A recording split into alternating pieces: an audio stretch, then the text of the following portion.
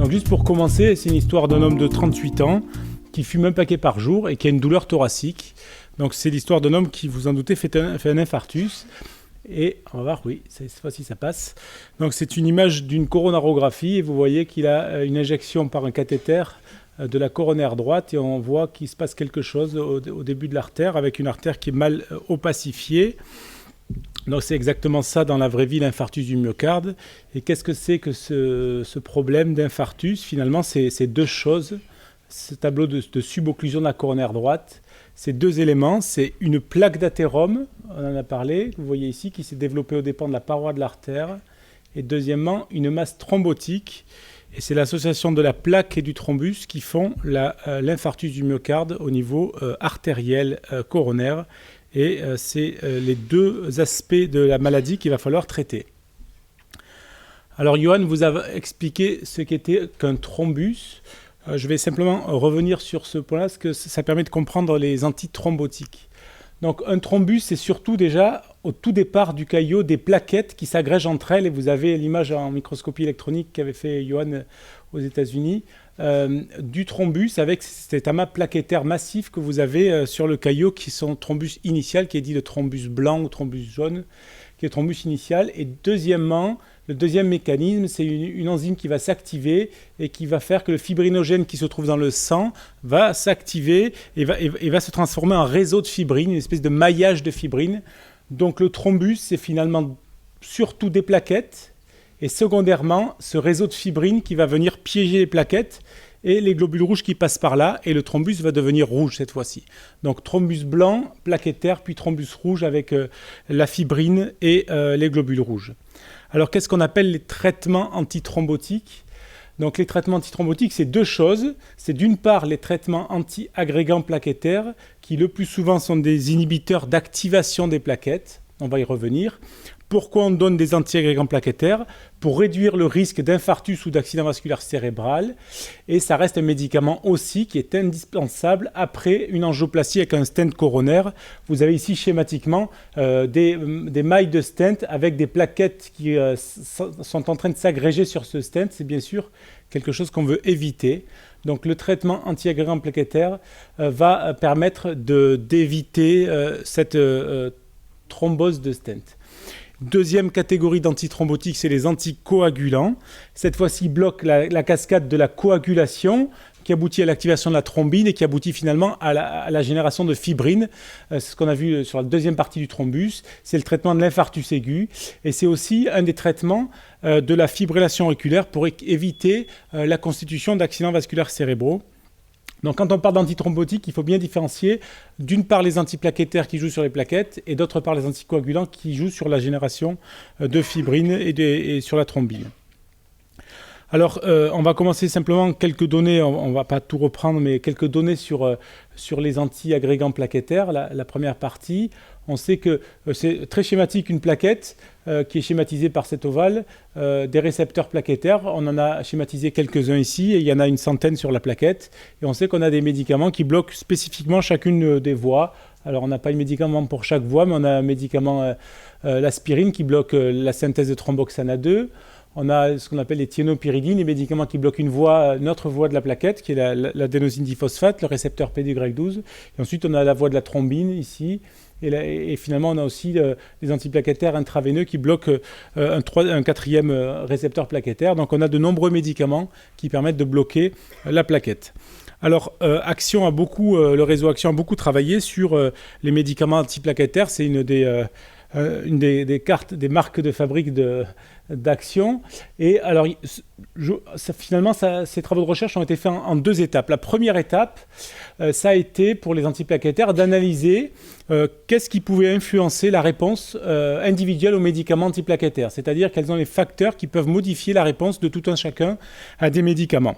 Alors, Jean-Philippe Collet a publié, et ça fait pratiquement 10 ans maintenant, dans le Lancet, c'est noté juste en bas, Lancet en 2008, une des toutes premières études au monde qui a montré qu'il y avait un variant d'une enzyme enzyme hépatique qui s'appelle le cytochrome 2C19 et que ce variant génétique métabolisait le médicament et qu'il y avait un impact très important de ce variant sur la réponse au médicament. Donc c'était une première étape qui est une étape de laboratoire où on a compris qu'il y a une enzyme hépatique et le variant de cette enzyme qui était impliqué.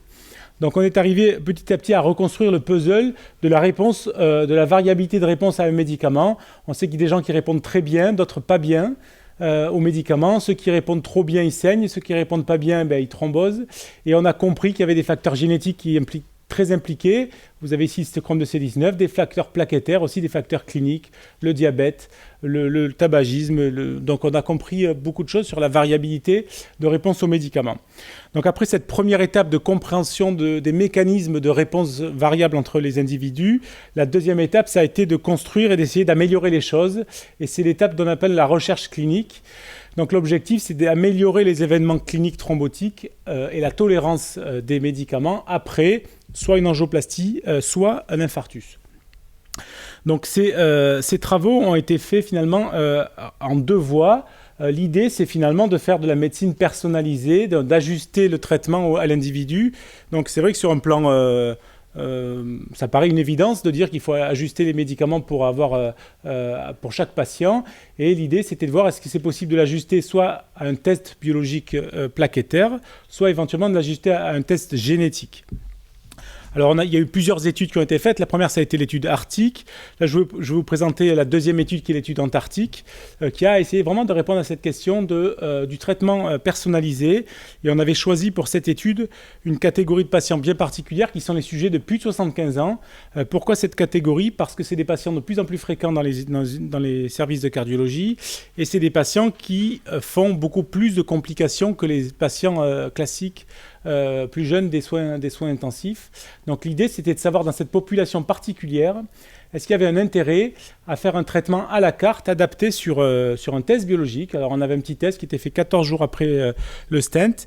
Ce test nous donnait une réponse au médicament et en fonction de cette réponse, le traitement était adapté et chacun avait un médicament un petit peu différent dans cette étude un peu complexe mais qui, sur un plan intuitif, nous paraissait une évidence. Dans le deuxième bras, finalement, le traitement était donné le même pour tous. Et l'idée, c'était au bout de 12 mois de voir s'il y avait plus ou moins d'événements ischémiques et hémorragiques. Alors, on avait tous mis beaucoup d'espoir dans cette stratégie. Et les résultats sont arrivés. Et ils n'étaient pas ceux qu'on attendait, mais ça fait partie de la recherche, à savoir qu'au bout d'un an, finalement, les patients qui avaient le traitement standard allaient aussi bien que les traitements qui avaient eu un ajustement de médicaments. Et que vous voyez que les courbes sont quasiment strictement superposables.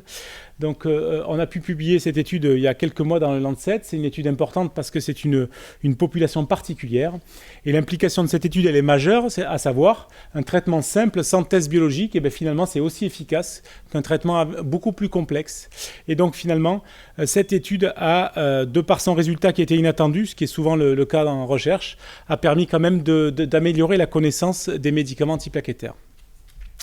Alors on arrive à la deuxième partie qui sont les traitements anticoagulants. Et là, sur les traitements anticoagulants, on a une nouvelle question qui se pose et on va essayer d'y répondre. Et pour y répondre, il va falloir d'abord qu'on trouve des financements. Alors, quelle est cette étude ? Alors, cette étude, on sait que d'une part, on l'a vu, quand on a un stent, on a besoin d'un traitement antiplaquettaire. Et deuxièmement, le deuxième préambule, lorsqu'on a de la fibrillation auriculaire, vous avez ici le schéma d'un cœur qui fibrille, c'est-à-dire il y a des micro-activations dans l'oreillette, dans les oreillettes en général, et qui nécessitent un traitement anticoagulant. Et finalement, la question qu'on se pose, c'est faut-il systématiquement associer, lorsqu'on a les deux maladies, les deux médicaments ? Et on n'a pas la réponse à cette question précise et on va essayer de monter une étude pour répondre à cette question. Donc c'est l'étude aquatique, qui est une étude sur le traitement anticoagulant donc après angioplastie coronaire. Et globalement, cette étude va tester l'interruption d'un traitement antiplaquettaire chez des gens qui ont un traitement anticoagulant. Donc cette étude, elle a un critère principal de jugement qui est un critère de supériorité hémorragique et de non-infériorité ischémique. Et cette étude académique qui va être menée par Action est actuellement en attente de financement et on espère pouvoir la financer et la mener à bien. Ce qui va mettre un certain nombre d'années. Ce que j'ai appris, c'est que c'était long. On peut donner en direct sur le site internet. Voilà, alors en conclusion, les antithrombotiques ont un impact majeur à la fois dans la physiopathologie et dans le traitement de la maladie coronaire.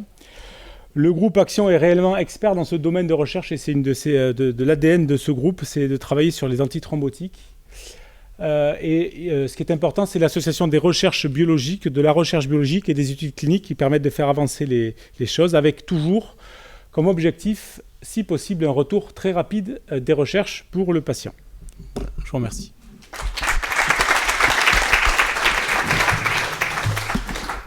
Merci Guillaume. Un des longs moments douloureux d'un essai clinique, c'est justement de trouver le financement. Et ça prend rarement moins de 18 mois. C'est une longue quête qui dure 1 à 2 ans pour trouver le ou les financements pour faire une étude. Ça fait partie des études qu'on doit financer, mais qui est une question extrêmement importante pour les docteurs et pour les patients, parce que non résolue.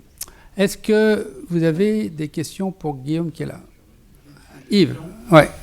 Ça veut dire que, comme vous avez une compétition énorme, 18 mois c'est énorme. Ouais. Ouais.